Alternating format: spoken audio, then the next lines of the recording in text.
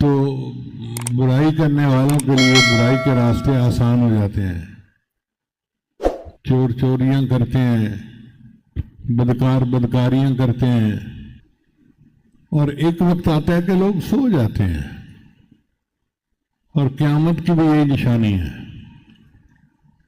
کہ لوگ بدکاریاں کرتے رہیں گے کرتے رہیں گے کرتے رہیں گے، مگر ایک وقت آئے گا کہ سب کے اوپر موت غالب آ جائے گی اور بالآخر وہ دنیا سے چلے جائیں گے. والنہار اذا تجلی، اور دن کی جب اس کا اجالا پھیل جائے.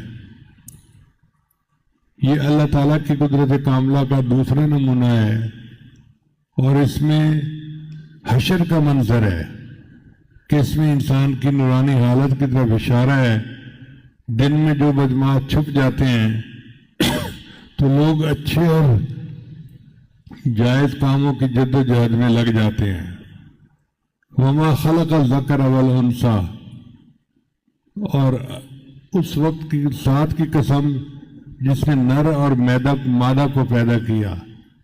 یہ اللہ کی شان ہے نا کہ اللہ تعالیٰ انسان میں نر اور مادہ پیدا کر دیتا ہے. جانوروں میں بھی نر اور مادہ اللہ پیدا کر دیتا ہے. ان سعیکم لشتی، تمہاری کوششیں سب الگ الگ ہیں. کوئی نیکی کے لیے کوشش کرتا ہے اور کوئی برائی کے راستے پہ چل پڑتا ہے.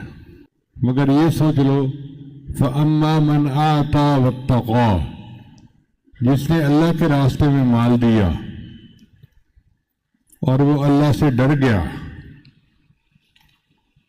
فَسَنُيَسِّرُهُ لِلْيُسْرَىٰ، ہم اس کا راستہ آسان کر دیں گے جنت کی طرف جانے والا.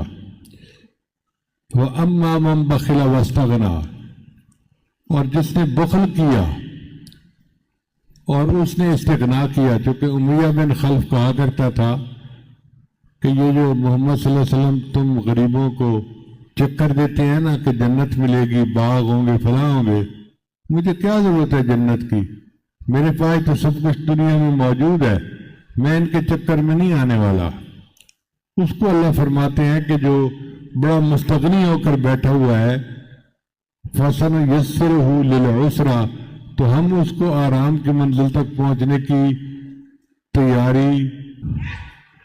فَأَنذَرْتُكُمْ نَارًا تَلَظَّىٰ، اور میں تمہیں ڈراتا ہوں اس آگ سے جو بہت جلنے والی ہے.